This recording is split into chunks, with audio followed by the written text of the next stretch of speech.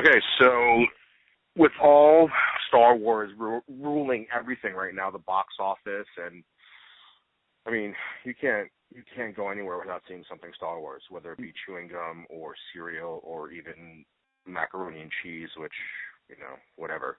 I have Star Wars pocket tissues, which was pretty. I bought my daughter Star Wars Campbell soup. So that's not a plug because it's just filled with salt water, but it's just Campbell soup. The force in every bite, yeah. Yeah, exactly. Raised cholesterol force in every bite. But what has been interesting is all the other movies that they've been talking about, other than the actual main storyline of the big three. Yeah, it's big two at this point. But it's kind of funny because as soon as that movie dropped and people actually went and saw it, the very next thing out of their breath was, "Oh, I can't wait till Rogue One," or "I can't wait till the next story." Yeah, I'm really psyched about the Rogue One. I can't wait to see the first footage of that because, I mean, me and you went to the celebration like we talked about earlier. And, I mean, the biggest thing that I got excited for, other than obviously Episode 7, was that they got, like, the director of photography for all these, like, war movies, like, Black Hawk Down or something like that, or Saving Private Ryan. I can't remember the exact movies, but, like, just the fact that they said that those were the ones that they were going to go after or that they brought in, like, just made me think, like, oh, my God, this is going to be gritty. This is going to be dark. This is going to actually feel like a war. So that I'm really excited for. I know you are. But then they released this other news about a solo Han, no pun intended, but a solo Han Solo movie. Yeah, right. So I don't know how I feel. I don't know how I feel about that. I really. How do you get somebody? How do you get a young Han Solo? How do you get a young Harrison Ford? I mean, do you remember The Last Crusade, the movie The Last Crusade, the Indiana Jones movie, and they got River Phoenix to play. I went back and watched that again, and it's still like he tries really hard, right?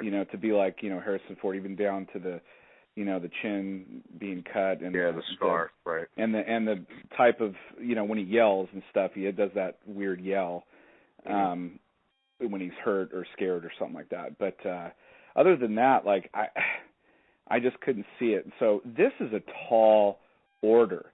Like, the one thing that's going to pull you out of the movie is if the actor is nothing like Harrison Ford, or he's imitating Harrison Ford. Right. And I mean, I like Han Solo's character. I like him a lot. He's got some really iconic lines, in the trilogy, and he's even got some really good ones in The Force Awakens.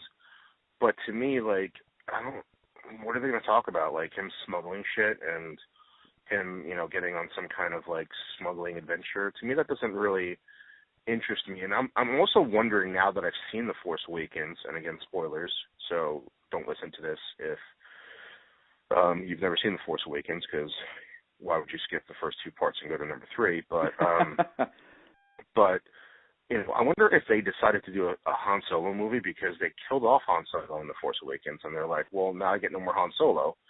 And then they're like, well, maybe you do, because here's a prequel almost, or a pre-telling, like, of a young Han Solo. And to me, that didn't seem really interesting. I liked the fact that I didn't know anything about Han Solo. Like, he just looked like this character that you just met in a bar, and his backstory is just like, you kind of know everything you want, that I want to know anyway, from A New Hope. Like, he's a smuggler. He's not that great of a guy in the beginning. He's always looking out for him until he meets, Luke and Leia, and then he, his mind kind of changes. So I like that about it. Yeah, I do too. And like you said, everything you need to know about him, you know in A New Hope, and which I hated that that was changed a little bit with the Greedo, shoots first kind of thing. Well, in my world, that didn't happen. So right, I know exactly. But you know everything you need to know, and they even mentioned, he won the Millennium Falcon from Lando. Chewie has a life debt to him, and that's, I mean, the only thing I can see happening in the Star Wars story, or whatever you want to call it. I still like anthology better. The Star Wars story is that how it came to be, but do you really need to really need to see that? Like, I'm sure he'll have a love interest who probably gets killed or probably disappears. You know, it's like a James Bond thing, you know. Right. He does some sort of smuggling mission and has a female comrade, which, you know, later on he's going to be, you know, in the rebellion and be with Leia. So do we really need to see him meet Chewie for the first time or see him win the Millennium Falcon from a young Lando? Or, you know, what story could they possibly tell? I mean, basically, from what I remember of how he won was he played like some kind of card game and beat Lando. Right. Don't really need to see that. Which Lando probably gambled to win Cloud City too, didn't he? Or something like that. I mean, that's what he mentions, but yeah. that's just like character building without even needing the character, you know? Right, right.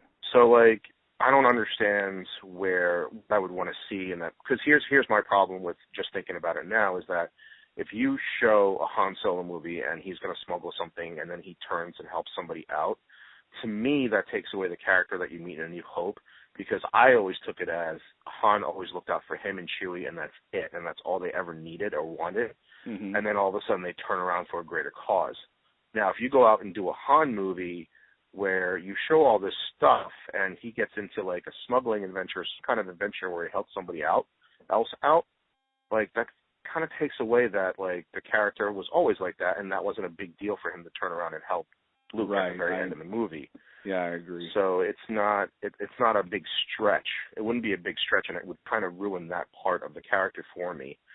And I don't know what story they would tell. I know that they got the writer from Empire and, you know, and all that MTFA to do Han Solo. That's really the only thing that got me a little bit excited about it. But at the same time, I was like, do we really need, like, there's other characters I think that would be more interesting to tell. And also, I think you brought up this point before in many conversations that we have. Whenever you do prequels, there's no sense of like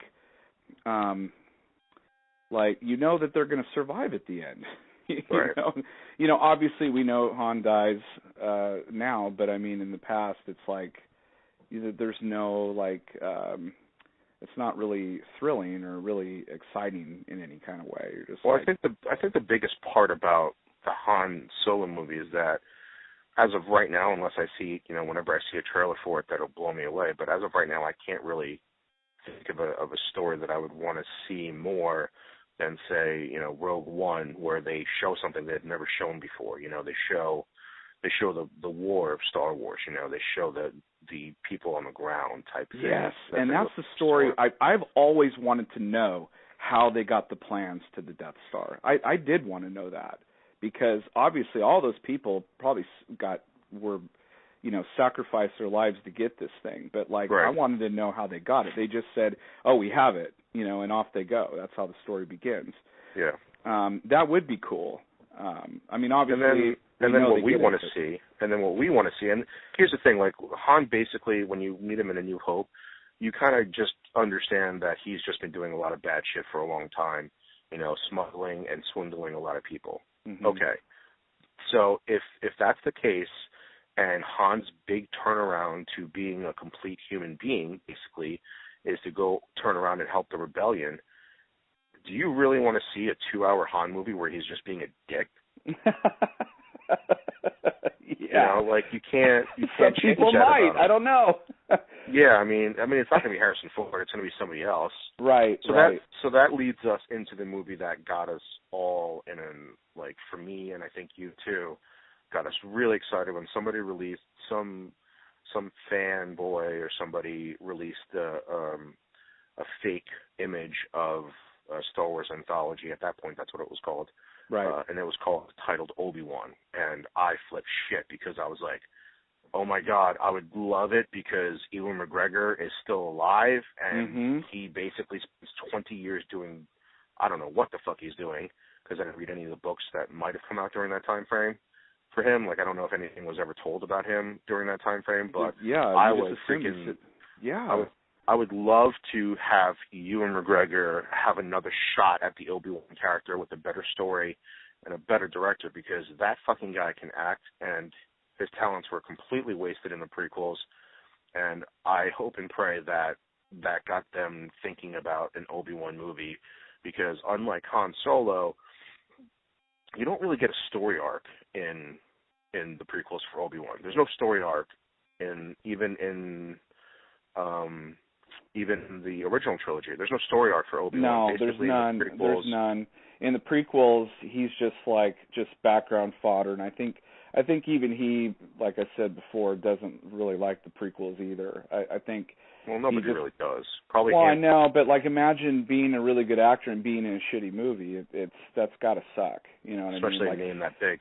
They don't give him any kind of real good lines. They don't give him really anything to do other than, you know, running after Qui-Gon, and then he has this sniveling little kid running after him, and he doesn't really get a whole lot to do there. And George kind of lied about the whole relationship, you know, back then. So I think it would be really interesting and really cool to see, you know, these writers that are now writing the Star Wars movies and these directors that they're getting and all this stuff and the money behind Disney and, you know, and all this stuff and the creativity. I think that it would be a lot better film, and I think Ewan McGregor's talents would not be wasted. It would be really interesting to see what he's been doing for 20, 30 years on Tatooine, you know, looking over Luke. I'm sure he's got to been doing something. You can bring Liam Neeson back as the ghost, you know, talking to him, because that is canon.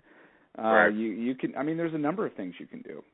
And there's also, you know, they basically try and say that they dispatched all the Jedis in the prequels, but they didn't, because Rebels is supposed to be canon, and those are two Force-sensitive characters right there. Right. Kanan it's a vast universe, dude. It's a vast universe. There could be Jedi all over the place that just don't know that. Or even Jedi. Force-sensitive people. And then we mentioned this offline, but I was suggesting if you were going to do that, you might even be able to bring in Darth Vader into this, but very, you know, sensitively, because you'd have to be careful to not ruin the original trilogy by bringing or adding too much to the Obi-Wan. Because Vader never sensed story. him. Yeah, Vader never sensed him until A New Hope, so he was gone all that time. He never sensed him on the planet that he grew up on. No. Nope. He didn't think to go back to Tatooine ever. Nope. His only family that Anakin ever fucking has, that he finds out, he never goes back and says, hey, have you seen these people? Right. His number one excuse, though, dude, is, and it's canon, he hates sand. He hates sand. He doesn't want to go back there. He doesn't want to get in the circuitry and fry his circuit. He doesn't even eat salt because it reminds him of sand. That's right. Everything's saltless. So we were talking about what we would want to see. Yeah, what would that be like? What would be an ultimate Obi-Wan Kenobi movie be like? For me, I would like to see him training himself, because if you watch any of the Clone Wars and the Rebels stuff, there's mention of, or actually I think it's just Clone Wars, not Rebels. And did they say that Clone Wars is canon? I don't think so. I don't think so. No, I think once Disney took over Lucasfilm, they canceled Clone Wars because they were just going to keep going. That's right, because there's missing episodes. But it doesn't matter, because Lucas gave us out in Episode 3 where he basically tells Obi-Wan that he has training to do, and that is an allusion to training to become a Force ghost, basically. Right, pretty much. So I would like to see some kind of training or meditation. It doesn't have to be long, but something like that kind of gives us an insight of how, you know, this has happened. I'd like to know how the fuck he became, like, Ben Kenobi. Like you didn't change anything. You just called yourself Ben Kenobi, and you had the same last name. Like Kenobi's a really popular name in the universe. Or something. Right, like there was, like, I didn't see a Steve Kenobi or, like, you know, Mark Bob Kenobi. Or, yeah, like, hey, did you see Billy Kenobi down the street? Like, he wants to go hang out. So I'd like to see, like, how he's living kind of a little bit in exile, basically, you know. I would like to see maybe some conversations through the Force between him and Yoda. That's another way to bring back Yoda alive. Yeah. And then what would be really cool is basically taking a page out of Rebels, is that perhaps all the Jedi are not killed, and there are some either Force-sensitive people out there that we're starting to train, or there are Jedi out there that are not really considered Jedi Knights yet. Like Kanan wasn't really a Jedi Knight. He was right. he was ever dubbed a Jedi Knight. He was still in training. Yeah, so, they could bring so him something in. like that, where Obi-Wan has to leave Tatooine to, to go help, other people, because they did send out a distress signal, I think, somewhere in episode 3. They did from the temple, but it said to stay away from the temple. Right, but you could have something responding to that, saying like, I don't know.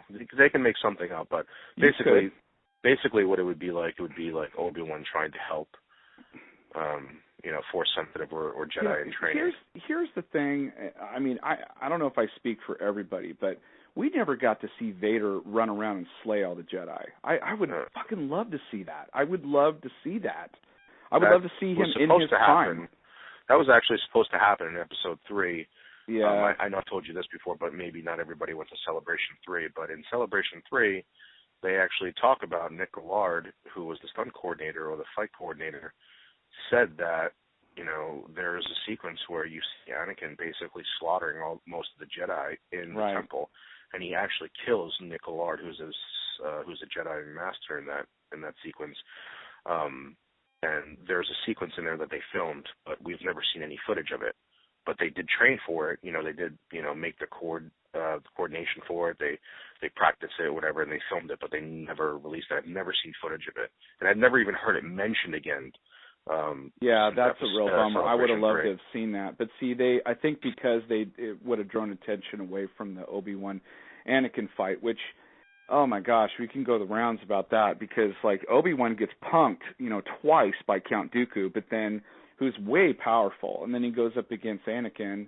I mean, he killed Darth Maul, dude, and he can't defeat a sniveling, little kid.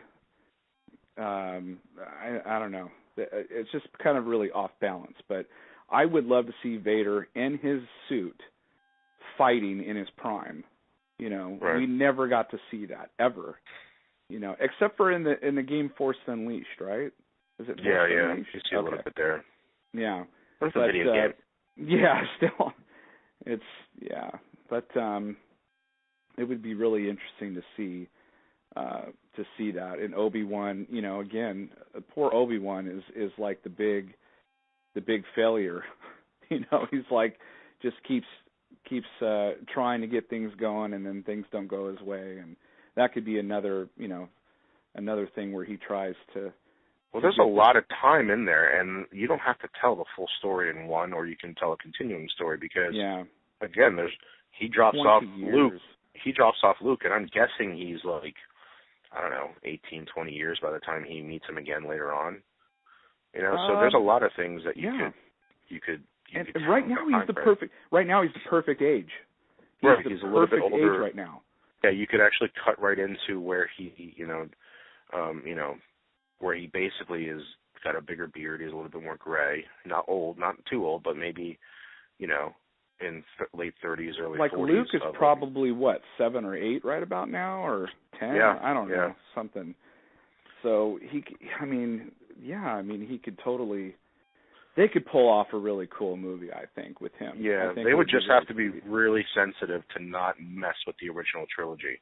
Like, they can't do a Lucas and, like, fuck with the entire original trilogy. Like, you can't introduce something that completely, like, screws up the original trilogy. Well, that's a good point. They tried to do that when that show Enterprise came out, which was, like, the last Star Trek show because it killed everything.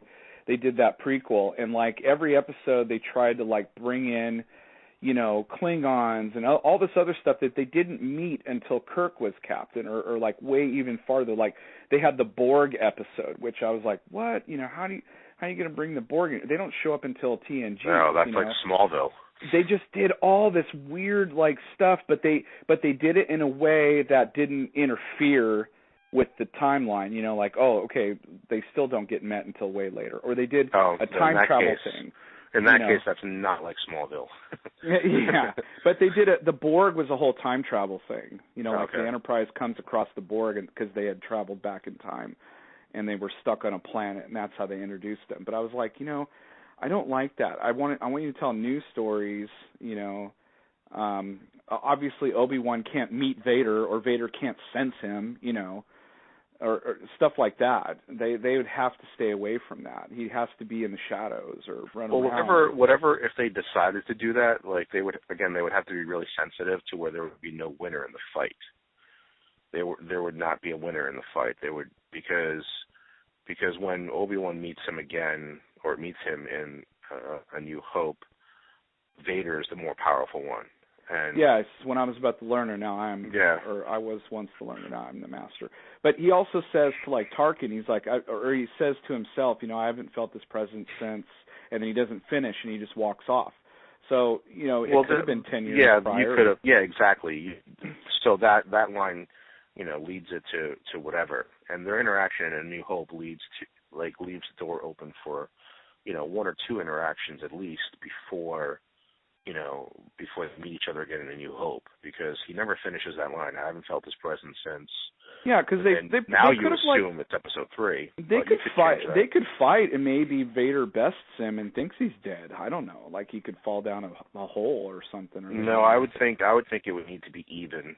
If they do ever meet, it would have to be even, because it just can't happen because of the line that he says afterwards, where he's like, the learner and the master line. Like you can't have Vader win. Well, and then say that line later. But Tarkin says stuff like, that religion's gone, or he's long dead, or something. God, why can't I remember? I've seen that movie so many times and I can't remember certain lines. But I remember Tarkin saying something like, "Oh, you're crazy. He's gone. That religion's like dead."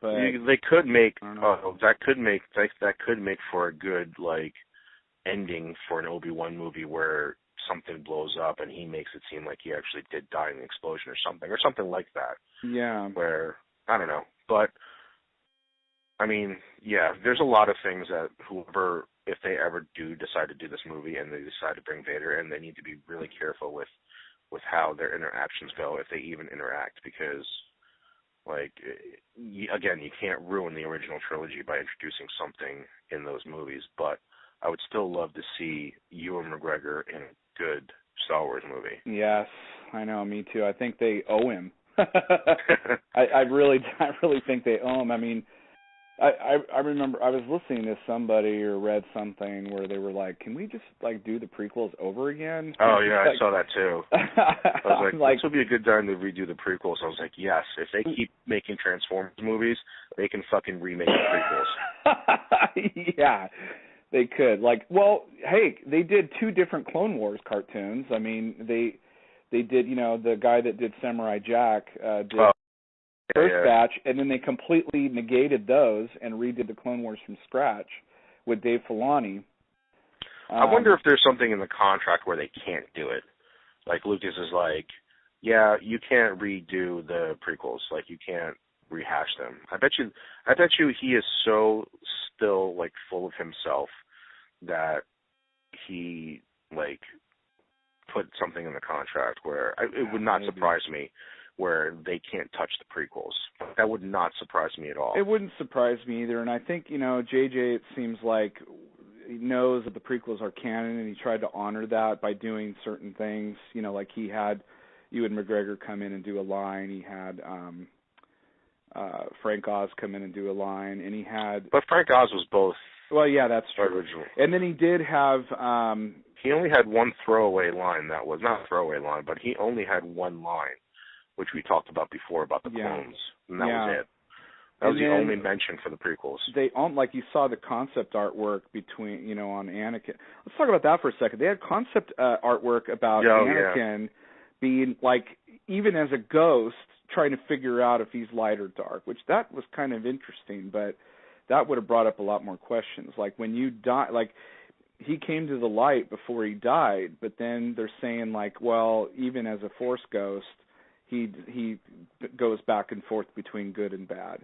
And I was like, what? Yeah, it's kind of weird. Yeah, it was kind of weird. Yeah, it raises more questions, just like when he put Hayden Christensen's ghost into the ending of Jedi, and you're like, well, wait a minute. He was a dick 30%, 40, 50% of his life. He turns light for the last 5 minutes of his life, and he gets to be fucking 20 years old again. Meanwhile, Obi-Wan Kenobi was fucking, good the entire time, and he's still old as fuck. I think that's stupid too. I mean, they say like, you know, you come back as a Force ghost when you're like the last time that you're good or something like that is what it's basically saying.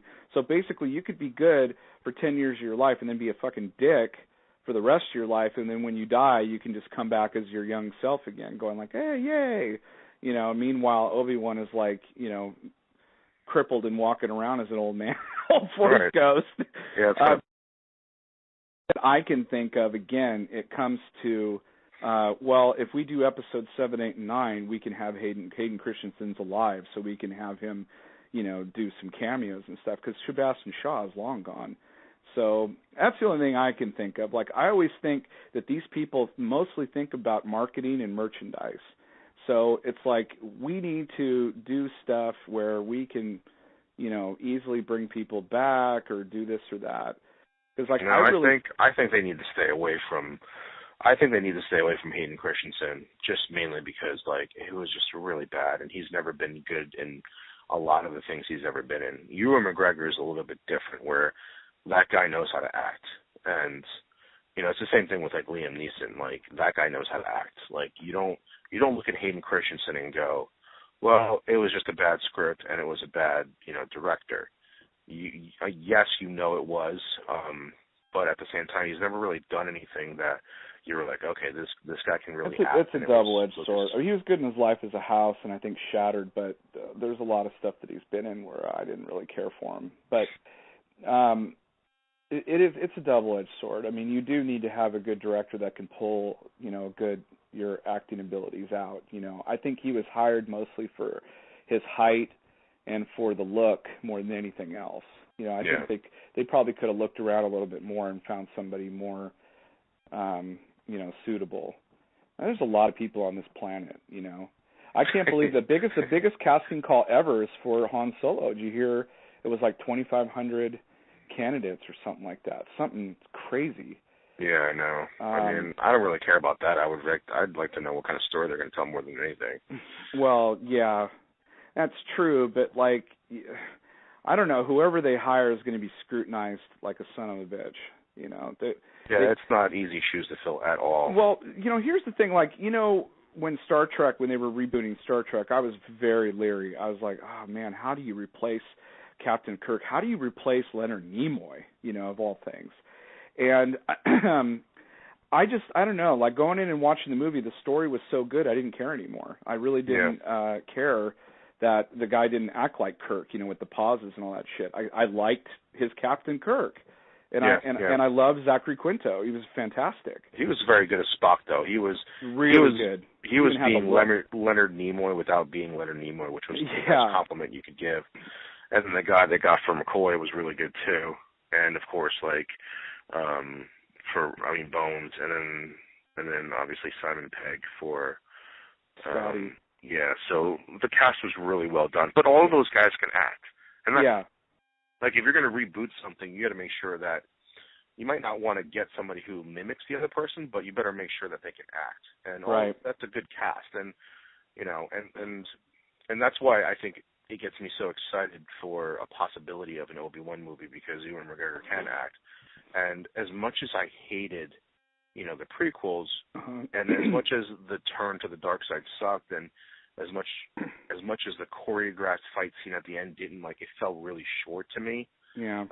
His speech to Anakin at the end of that movie, you know, was gut-wrenching, even though I didn't feel the relationship that was being forced on us between those two. Right. But because he was such a good actor and he nailed that scene, like, you know, you still felt for the scene, you know, and so I think if you can get that, you know, Ewan McGregor as Obi-Wan Kenobi, all the way through the movie. You need that all the way through the movie. I mean, the guy can do it all. So I think that's great. And we're gonna post a hashtag to the title of this podcast too, and it's gonna be hashtag obiwanSWstory. So see if we get any play on that. Once again, that's hashtag obiwanSWstory. So we're going to post that on here and see if we get any any kind of hits on those, or not hits, but see if it kind of takes off. But yes. So yes. I definitely want to see that story more than anything else. Yeah, what's that? I definitely want to see that story more than anything else. Yeah. I'm not really into, I mean, a Han Solo story, I guess. I'm not really into, some people mention Yoda. I'm like, why? Yeah. What else? I wouldn't mind a Boba Fett one. But I don't want a prequel Boba Fett. I want a Boba Fett where he, like, they'd have to take it to where, like, almost like, remember in that Tom Hanks movie, Road to Perdition, where he's really not the good guy? Yeah, the Hitman. Yeah. So they need to do a movie where, like that, because Boba Fett's not a good guy, and you can't do. So I want a movie where you're not supposed to be rooting for the bad guy, but like the bad guy's still awesome. You know, like what other movies come to mind where the bad guy's the main character? Oh, shit. Yeah, there's a few of them. You have to really sit and think of them. But Road to Perdition was the first one that came to my head, because he really wasn't a good guy in that movie. He was a hitman. What about Leon the Professional? Oh, yeah, but there's more heartwarming stuff to that where I don't see that in a Boba Fett character. Yeah, he's not a walking around with a little girl. yeah. But there's like a story in there for like I'd be interested to see a Boba Fett story, because but it would have to be as Boba Fett. It wouldn't have to be like when he was a kid. Like, I don't want to see that shit. No, I don't want to see that either. I don't want to see, like, right where his dad gets killed and then he just, like, turns to a life of crime. I want to see him already in his prime, already, like, doing his thing, working for, you could bring Jabba back. You can have him. Would be awesome. Okay, so you know that movie Boondock Saints, but even though I love it. That's one of my favorites. Okay, so even though they're good guys in the movie, they're doing some really horrible shit to bad people. Yeah. But if you took that type of a theme where you're doing something bad, but it still looks badass, so you don't really care, like, I would be okay with that. Like, if Boba Fett got screwed out of, like, a bounty or something, and he goes back and just, like, basically kills the entire gang or something, so that kind of feeling where it's him against everybody else, like, or an entire, like, gang, that would be awesome for me. We need Tarantino to do it. Oh, my God, that would be so fucking violent. It needs to be violent. He's not a good guy. You would never see that, though, because it's Disney, and you're not going to get anything other than I think the hardest PG-13 you're going to get is probably Rogue One. Probably, yeah, you're right. And they got a good director for that, too. I'm really looking forward to that. They talked about a long time ago also doing a TV series, because I guess they wrote a bunch of, like, episodes already, 50 to 100 episodes or something like that, but they said it was too expensive to produce, and so they were waiting for the cost to come down so they can start, cranking those out. And rumor was it was a series about the Star Wars underworld. Yeah, so, yeah. Like, the stuff that happens, beneath the surface. Which I don't know if that would have been interesting or not. I don't know. Like, when I think Star Wars, I think lightsabers and Jedi and Sith, and I think all this stuff. So that's why I'm very intrigued about Rogue One. Very, very intrigued, because how do you tell a Star Wars story that doesn't have, like, the Force and and all that? Because stuff? It's an interesting story, and what makes certain of the parts of the Clone Wars cartoons interesting was that the characters were good. Yeah. The stories were good. There's certain episodes in that series that don't have anything to do with the Jedi, really. Right, that's true. That's true. So, but the story was so good that the characters you cared about, and I mean that's my main concern about a Star Wars TV show. I don't want to see like Star Wars like Agents of S.H.I.E.L.D. I don't want to see 26 episodes. No, and the opposite, you don't want to see a CW, Star Wars. Where it's just I don't want to see that either. Angsty teenagers. So I would love it if they went to Netflix, personally.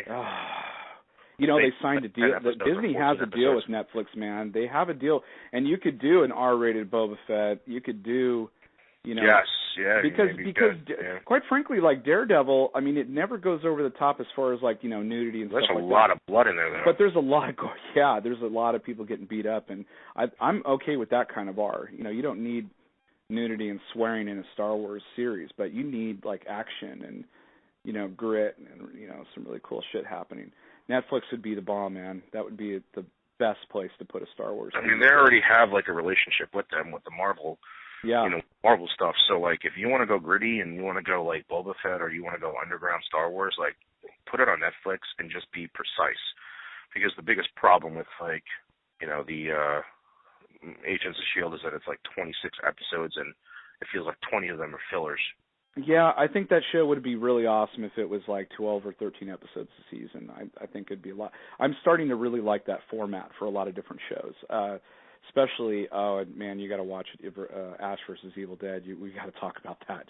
Oh yeah, I'm gonna wait till the last episode airs. Yeah, this Saturday. And then I'm gonna go back and do that. But let's get back to Obi-Wan. Yeah. So Obi-Wan. So you asked me about what I would want to see in an Obi-Wan movie. What do you want to see? What do I want to see? Oh, yeah. I definitely want to see him. I think you mentioned it, but I want to see him train. I want to see him talk to Qui-Gon. I want to see him kind of do a kind of like, not like Castaway, but like, maybe scenes where he's on his own and he's like, I don't know, like doing things, like building a lightsaber or like fucking. Did you see The Martian? Yeah, I love The Martian. Dude,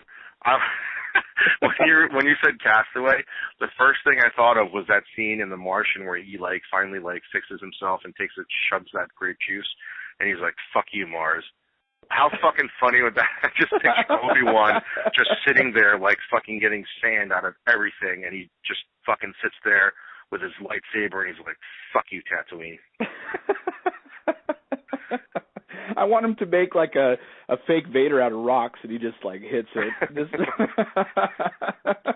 I want to see him like laying down, looking up at the roof of his like little hut, tossing his lightsaber and like singing, TV show melodies.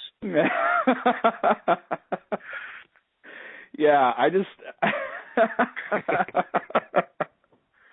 want to see him hooking up with Tusken Raiders and yeah. He's like, which are you, scum or villainy? Be both. Both. Oh, okay.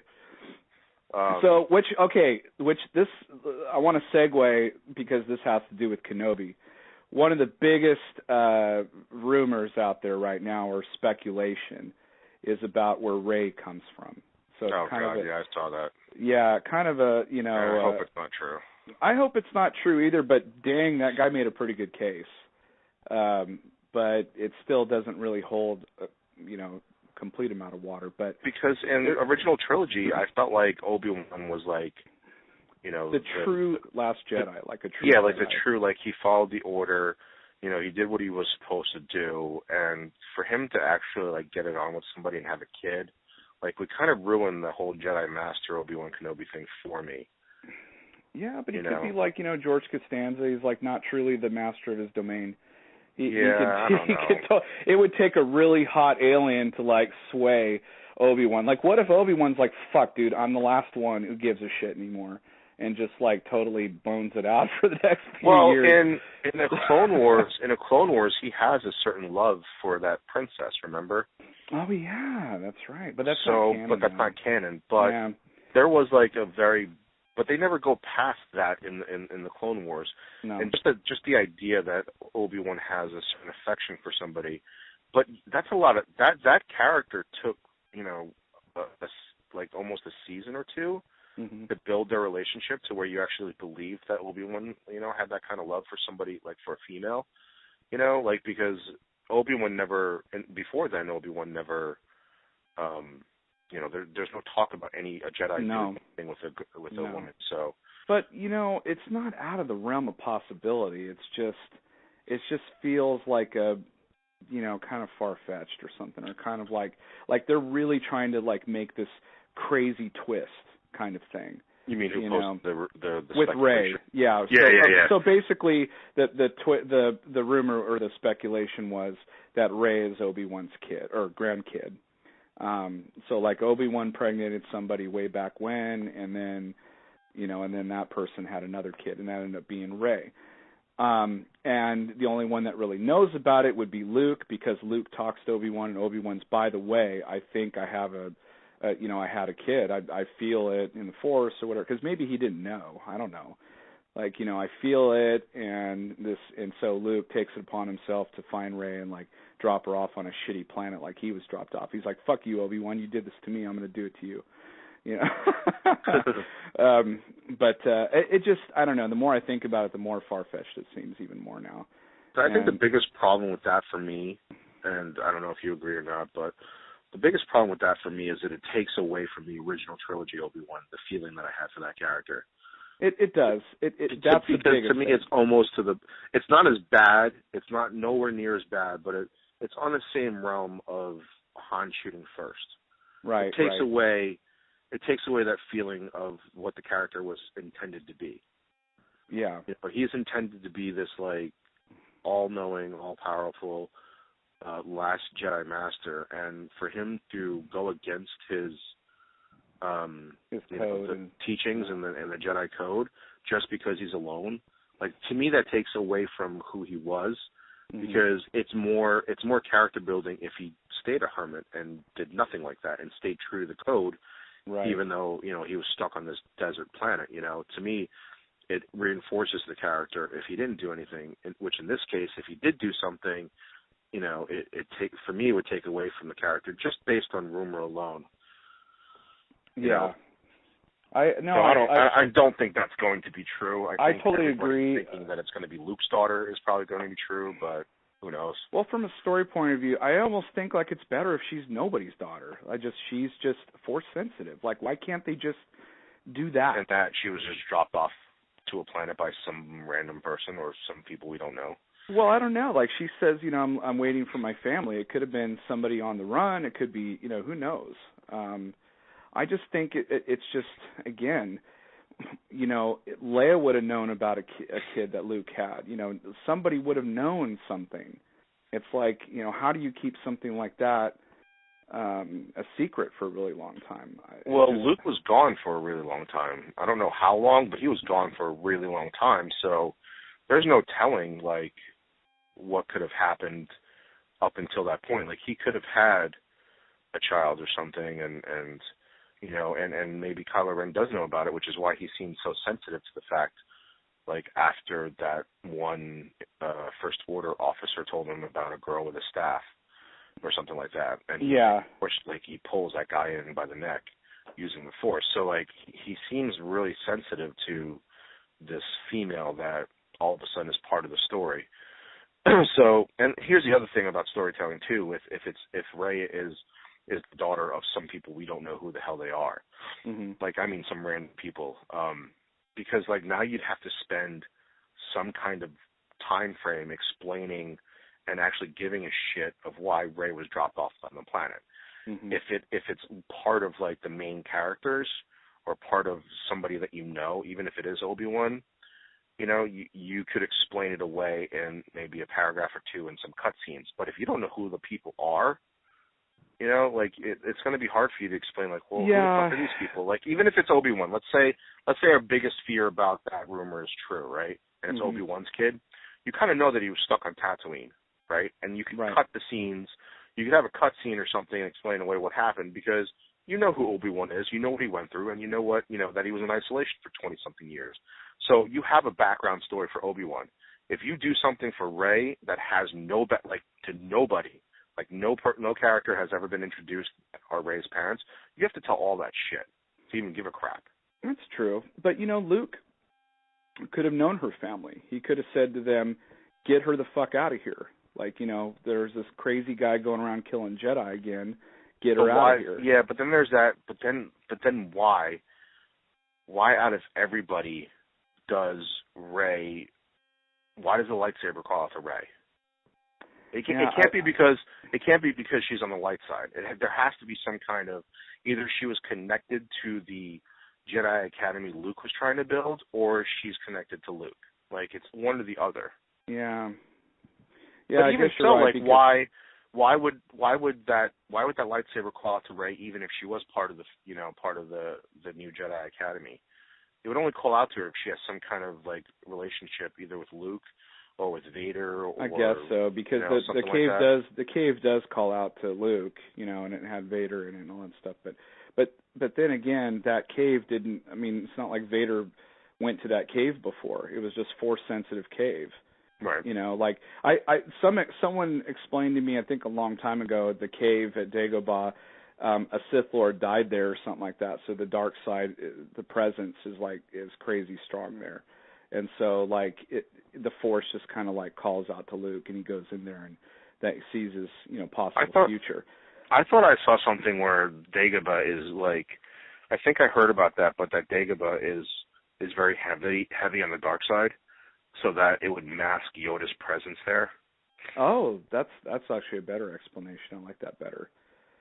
Well, as to why he just goes to Dagobah, like you just in the episode 3, all you hear from Yoda is like, from an old friend, which is Qui-Gon, that told him to go to Dagobah, but he never says fucking why.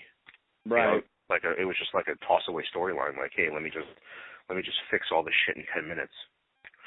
Right, yeah, the ending was so rushed. I didn't like that at all.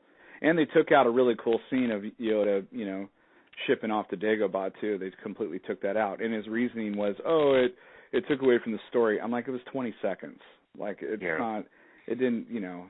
I'm that's not. sure you could have got out 20 seconds somewhere else. Yeah. Like that whole balcony scene between Padme and Anakin. Oh, where they were talking? Yeah, where they're like, I love you. Oh, that was... No.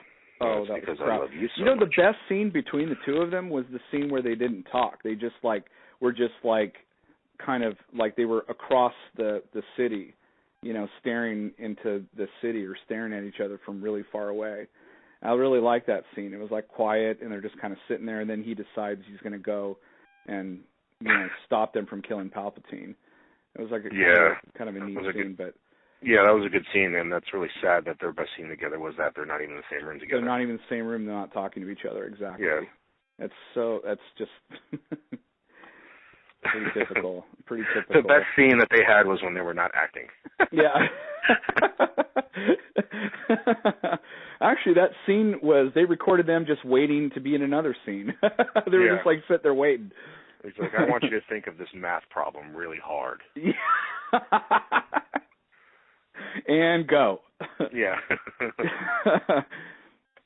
All right, so there's our hopes and dreams for an Obi-Wan. I know we kind of went off on a tangent, which we will do a lot, so be forewarned that we go off on tangents, but mainly we would love to see an Obi-Wan solo movie. Yes, with Ewan McGregor, baby. Once again, hashtag obiwanSWstory, which we will have on the podcast. And we will talk to you guys next time. Maybe we should try to go, we'll probably try to do something non-Star Wars next time so we can give people a Star Wars break. There's lots of things to talk about. Number one thing I definitely want to talk about is Deadpool. But, oh, God, yeah. So awesome, man. All right, there's your Obi-Wan story. Obi-Wan, there you go. Ewan McGregor, let's do it. Later. Come on, Disney. See you later.